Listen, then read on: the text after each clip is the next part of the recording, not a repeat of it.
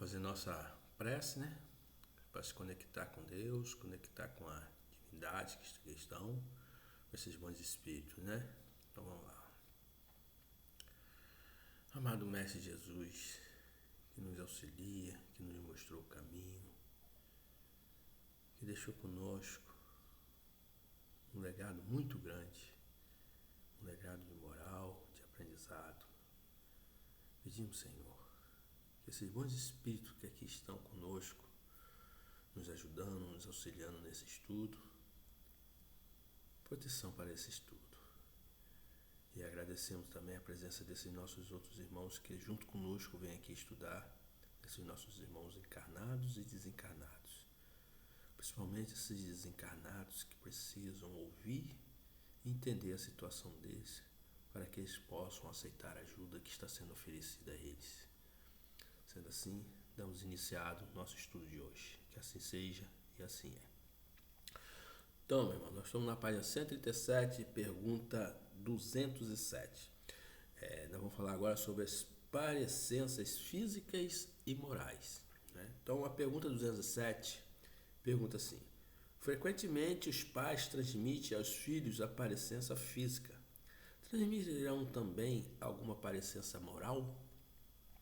Aí ele responde: não, que diferentes são as almas, ou espírito de uns e outros. O corpo deriva do corpo, mas o espírito não procede do espírito. Entre os descendentes da raça, apenas há consanguinidade.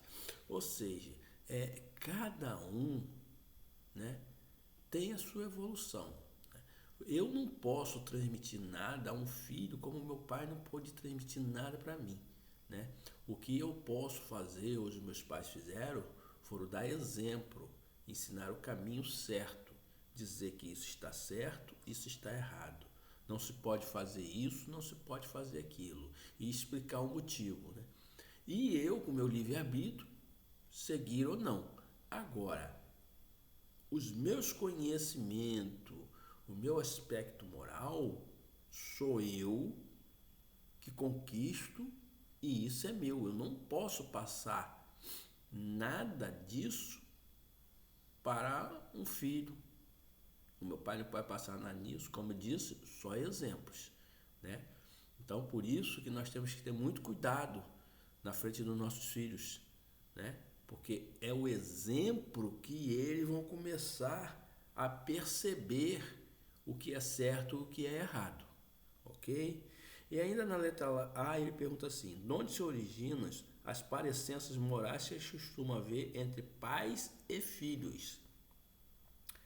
Aí ele responde: é que uns e outros são espíritos simpáticos que reciprocamente se atraíram pela analogia dos pendores, né? Então, muitas vezes a pessoa, logo vi, é filho de fulano, então tem uma grande moral. Não, olha só, muitas vezes isso acontece porque tem espíritos que reencarnam na mesma família por ter aproximação moral.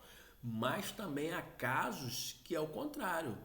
Vem filhos com bastante, como é que eu vou dizer, bastante desalinho, bastante diferença moral, né? Que vem para uma família com moral para ver que aprende, para ver se melhora, né?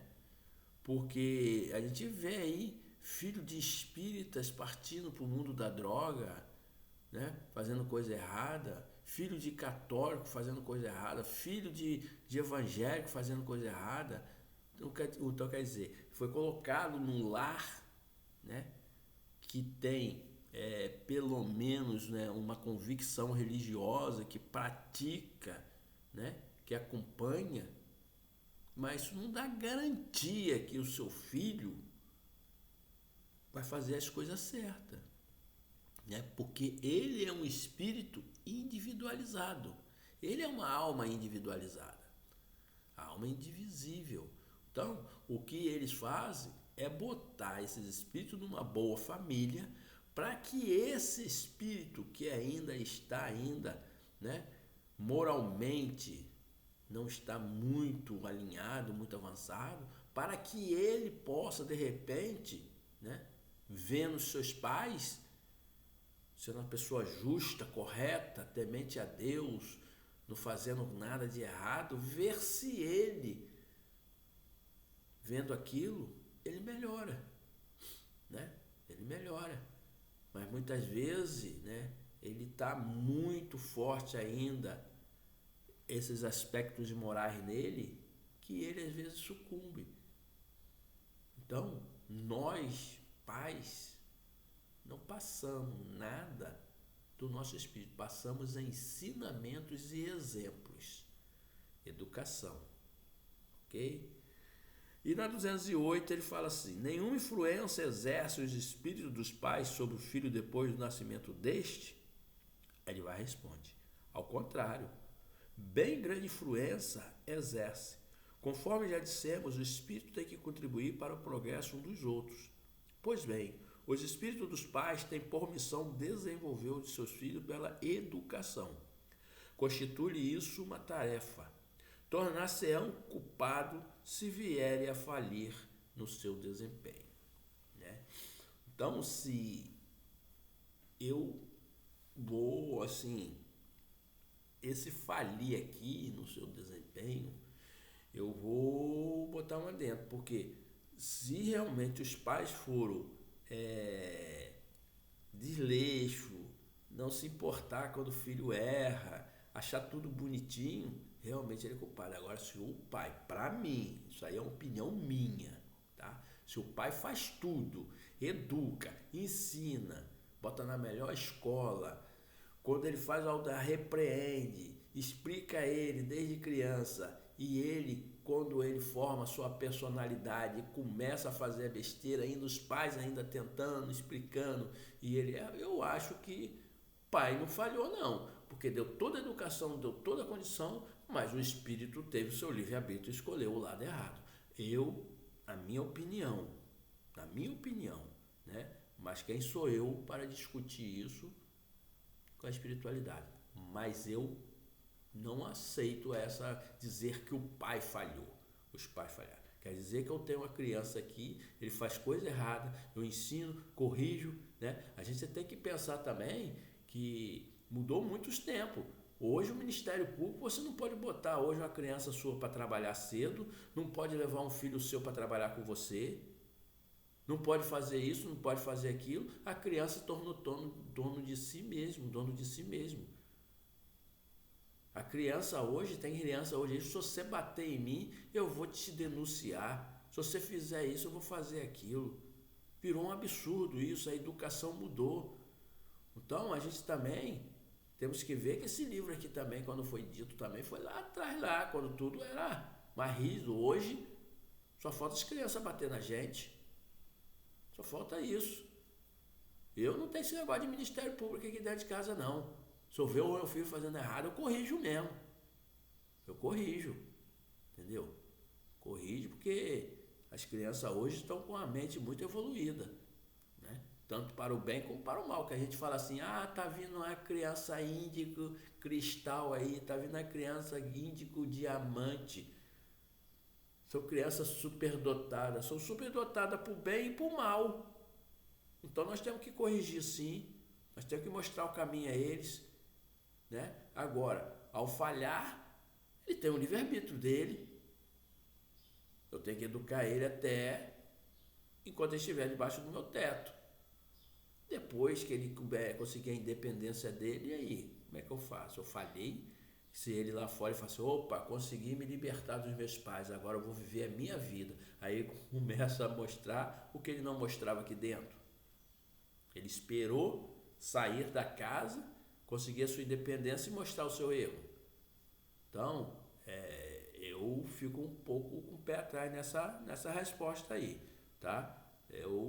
A pessoa dando educação, quantos pais aí, gente, faz tudo pelo filho, o filho parte pro lado errado, quantos? Leva para a igreja, leva para um grupo espírita, né? Bota numa boa escola, fala que roubar é errado, fala que matar é errado, fala em exemplo, né? E dá exemplo que fumar droga vai acabar com o corpo dele, vai fazer. Quer dizer, ele escolheu, ele tem o livre-arbítrio, gente. Ele tem o livre-arbítrio, né? Então, vamos ficar por aqui, né? Vamos deixar 209 lá para frente. porque amanhã teremos um novo estudo. E amanhã é uma virada, né? Amanhã é meu aniversário, então é uma virada amanhã para mim, é um recomeço de uma nova caminhada. Então vamos lá. Agradecer aqui a espiritualidade, né? Agradecer a todos que estão aqui, esses amigos que são trazidos aqui, e dizer o quanto é necessário o estudo, gente. Vamos estudar, gente. Vamos estudar para que nós possamos evoluir e para a gente poder ter boas escolhas. Então vamos lá. Obrigado, meus irmãos de espírito que estão presentes aqui. Obrigado, meus amigos que me auxiliam, meus amigos invisíveis, né? Invisível para uns, visível para outros. Obrigado a esses irmãos que são trazidos aqui para ouvir a palavra, para ter entendimento, para que eles possam, nesse momento, fazer uma reflexão e aceitar a ajuda desses nossos irmãos caravaneiros que estão aí do seu lado, conduzindo eles para o bem, para uma sala de tratamento. Sendo assim, estamos com término hoje o nosso estudo. Que assim seja e assim é.